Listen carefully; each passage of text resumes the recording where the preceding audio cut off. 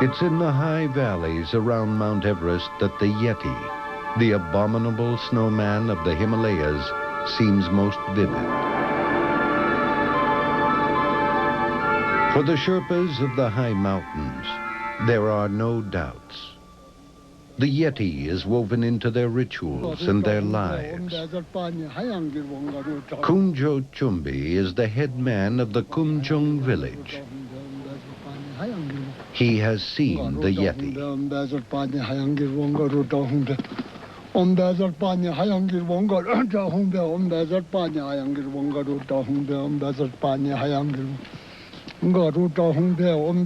In the monastery above the village, he keeps what he believes to be its scalp, preserved as a relic in a box.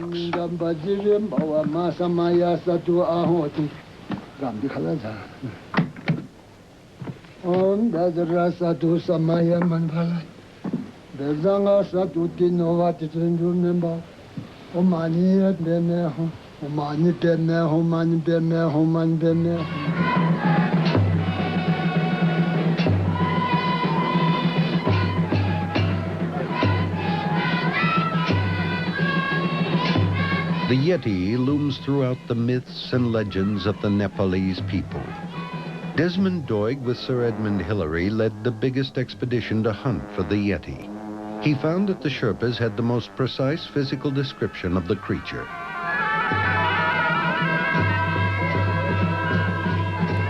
To the Sherpas, he's got a conical scalp, rather pointed ears, splayed nose, he's shaggy. He's bald around the chest and his tummy and has a fairly human face. He's very nasty tempered, very, very nasty indeed, and is known to rip people apart if he gets a chance. Doig now feels his expedition mistakenly wrote off the Yeti as an Oriental fantasy. I'm afraid our expedition was a great gaudy mess. Any self-respecting Yeti would have kept way, way away from us. We had 600 coolies. We had about 200 Sherpas, and there were about 40 of us in the most beautifully designed and colored anoraks. Our tents were all vividly colored. We smelt different, we looked different, we behaved differently to the local people, and the smells of our cooking must have horrified everything within smelling distance. Well, the hard, rather soulless results of the expedition was that the Yeti didn't exist. Other expeditions have also failed to catch the abominable snowman. But for 50 years, Westerners have continually been coming back with new testimony. Emil Wick is one of the world's most experienced mountain flyers. 2 years ago, he was taking a party of Japanese tourists on a flight over Kanchenjunga. I saw on one of the hills some tracks I have never seen before in my life, really. So I went closer with the plane. I was watching. Are there some paper? Are there some empty tins, cigarettes, whatever? But it was absolutely clear. Only the prints were there. And from there, 4 of these tracks went to the Chamlang side, to the north. And I wanted to follow also, but the lady which was sitting on my right seat said, "Captain, very sorry for that, but we paid the Kanchenjunga flight and not the pleasure flight for you." In 1951, photographs of footprints were taken on the borders of Tibet by the late Eric Shipton and Dr. Michael Ward. There was no doubt about it. They were unlike anything that either Eric Shipton or I had ever seen or even imagined before. They were very clearly etched in the snow. The snow was about, I suppose, 3 inches deep on top of hard ice. And you can see that there are 5 toes definitely outlined. The big toe here, second there, third there, fourth there, and you can see a small toe there. You can see that the actual track itself is very, very clear cut. And you can also see that over here at the heel, It's obviously a place where there has been a lot of weight there, and I suggest that probably what happened was that the animal put down its heel there and walked. The dimensions of the print are approximately 12 inches long and probably something of the order of 5 to 6 inches wide. I don't think there's any possibility of there being distortions of other animals' tracks at all. The various ideas have been put forward that this one, for instance, might have been the imprint of 2 feet, one on top of the other, but I just don't think that's on at all. I just don't think that's possible. This print was photographed in the Dudkosi Valley in 1978 by the leader of the team which first conquered Everest, Lord Hunt. The creature had broken through some pretty heavy crust on the snow. It was deep snow on a rather steep little slope. And the creature was a heavy one because he'd broken through hard crust on which, as far as we were concerned, we could walk around without making any impression through the snow at all. You could see through the snow, in the soft snow underneath the crust, the toe impressions. I don't think they were bear tracks because the Sherpas, whenever I've talked to them about this, and in fact when I've been with Sherpas seeing tracks, they have been quite emphatic that these are not bears, that they are Yeti. In pictures taken by a French Jesuit priest, Pierre Bourdet, the toes again show very clearly. Ce n'est certainement pas un singe. Ce n'est pas un ours non plus. It is certainly not an ape, nor a bear, because a bear has claws, and this creature has not. So I think it is a special kind of animal that we don't really know anything about because we don't have an exact description. But I have spoken about it to some paleontologists, and they are rather inclined to believe that we are dealing with an animal from the pre-human era. That is to say, one of our distant ancestors.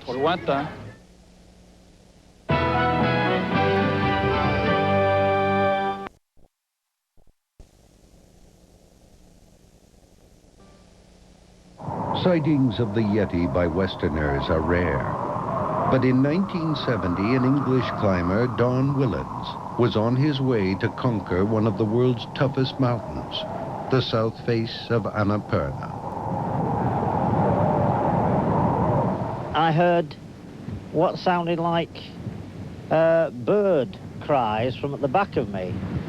And I looked at the Sherpa and he said, "Yeti coming, Saab." So I whipped round and looked up the mountain and I saw 2 black crows flying away and a black shape drop behind the ridge. Well, my first thoughts were, Christ, what do I do now? Grab the ice axe or what? What he did do was photograph the tracks. The next night it reappeared and he was watching it again. And then quite suddenly, it was almost as if it realised that it was being watched, so to speak. Quite suddenly, it shot across the whole slope of the mountain. It must have travelled half a mile in a diagonal line downwards, and it was obviously heading towards a rocky cliff or some rocky outcrop there. And it disappeared into the shadow by the rocks, and that was the last I actually ever saw of it. So how strong is the evidence? It is not beyond the bounds of possibility that a creature like the Yeti does exist in some remote parts of the world. I think it's a very strong case to answer. Having eliminated bears in my own mind, I can find no other explanation but that there is an unidentified creature still to be discovered. It's noticeable that the hard evidence comes from Western visitors and consists mostly of photographs of footprints, which vary considerably. However, we do know that melting snow can play strange tricks. As for the Sherpas, their stories of the Yeti seem inextricably bound up with their religion, and it's hard to separate myth from reality. In America, however, the evidence for Bigfoot is much more straightforward.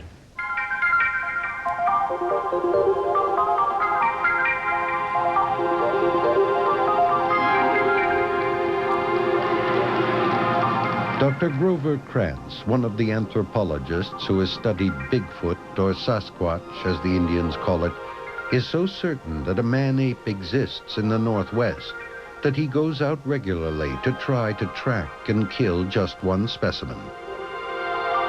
I'm convinced that these creatures exist for a variety of reasons.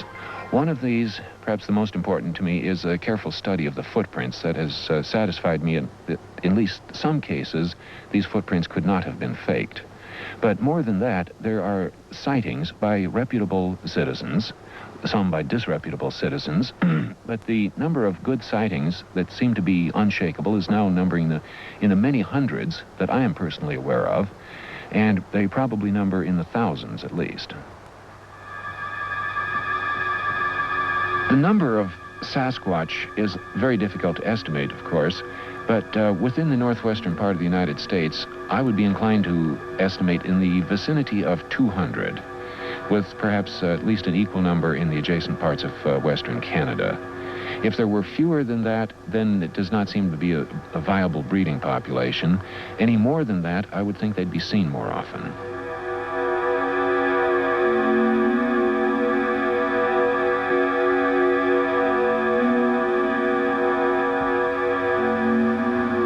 Here in the Pacific Northwest, there are thousands of square miles of empty, desolate country where nobody lives.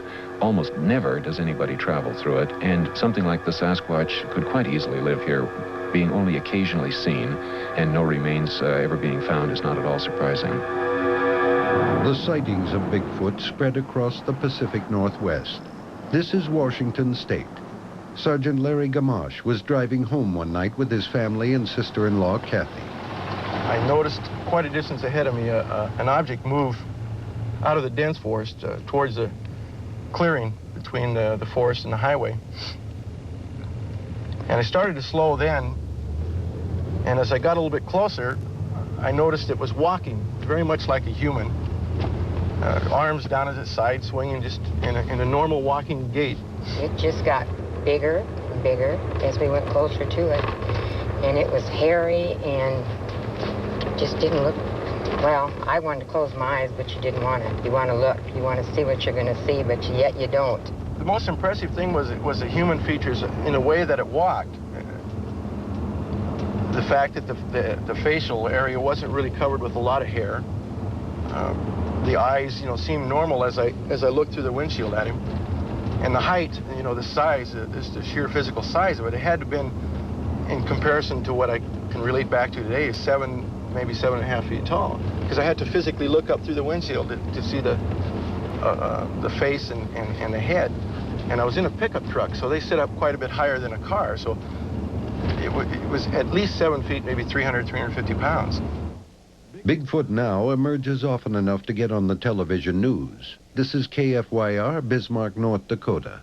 It's here in and around Little Eagle, South Dakota, where there have never before been any sightings of the so-called Bigfoot or Sasquatch, where the people of this small community are now becoming believers.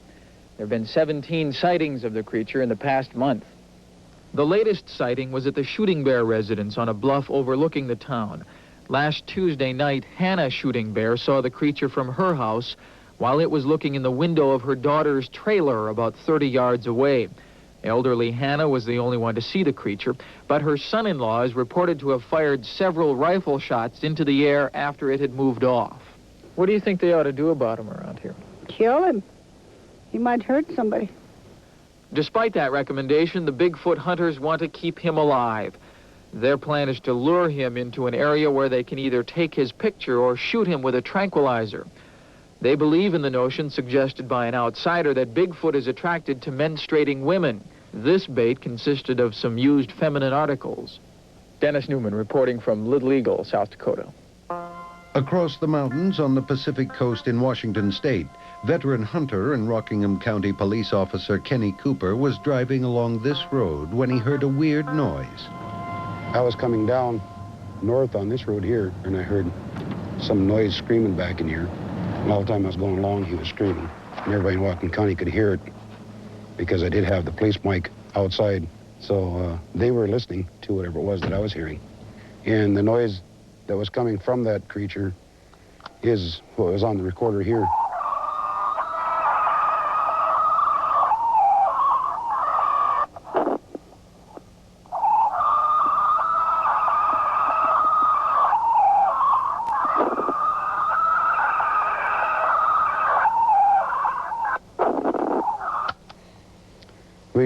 took that recording, we sent it into the lab to have it analyzed, and it came back that there's no metallic noises in the recording, indicating that it wasn't made by some kind of a machine. And they said there's no voice. No human has vocal cords enough to throw the high pitches and the low pitches at the same time that was coming from that. Bob Gimlin and his friend Roger Patterson were out riding at Bluff Creek in Northern California when suddenly a large, hairy creature appeared in front of them. By chance, they had a loaded film camera with them. We came around a bend in the creek, and there stood a big, hairy, human-like creature. It appeared to be between 6 and 7 feet tall. The creature looked at us for a few seconds, turned and walked slowly away. And it was kind of in a loamy type soil, left good footprints. It walked directly away from us at just a slow stroll, just like a man would be walking away from something downtown. It never did break into a run. Well, the animal appeared to be a female due to the fact that it appeared to have mammary glands. And the thing walked very agile, very fluently, and it had huge, bulky muscles. An overall description, it looked like a huge, hairy human being.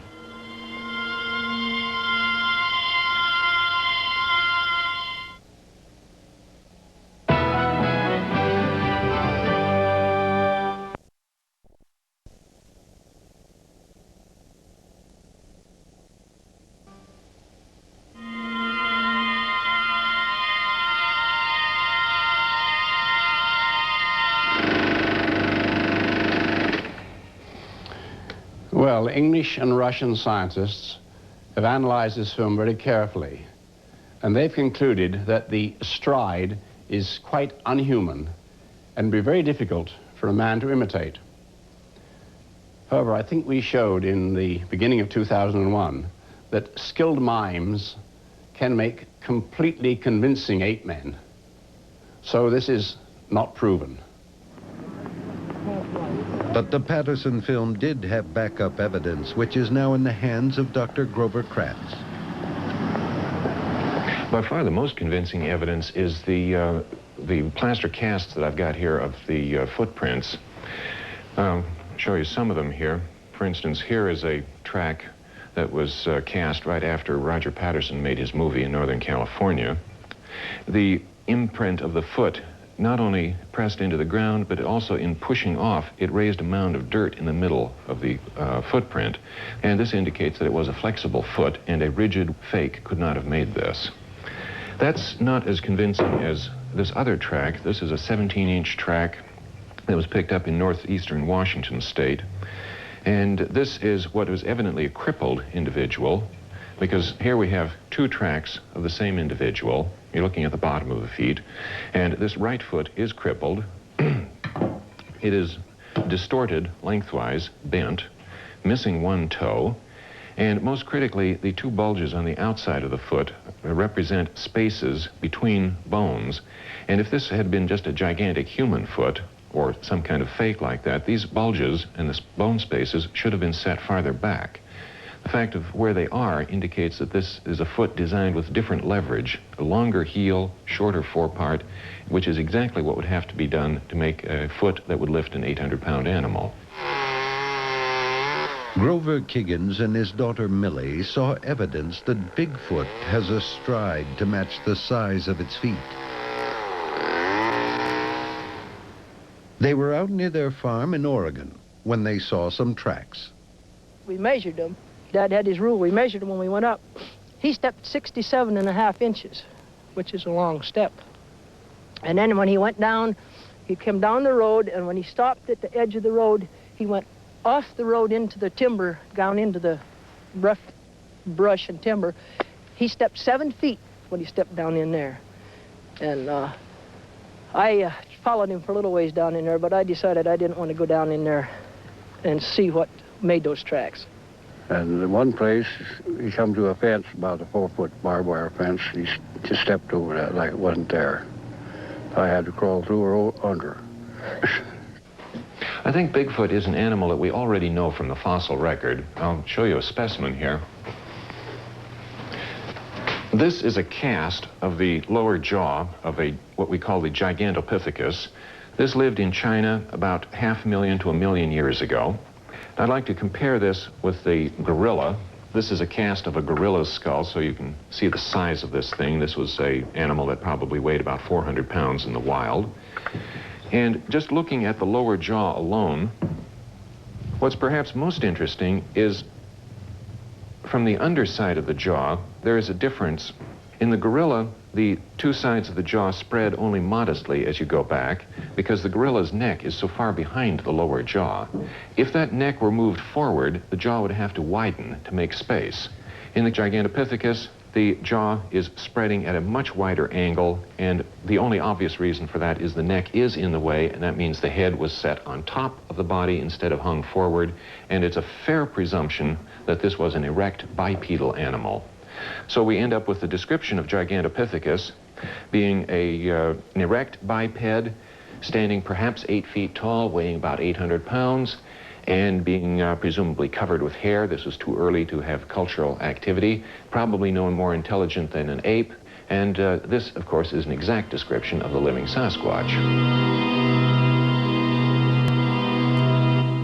Personally, I'd be less skeptical of ape men if there weren't so many of them. It's hard to believe that something like Bigfoot could remain undetected in America. If anyone gave me $100 to bet on it, well, I'd put 40 on the Yeti, 10 on Bigfoot, and I'd keep the 50 for myself.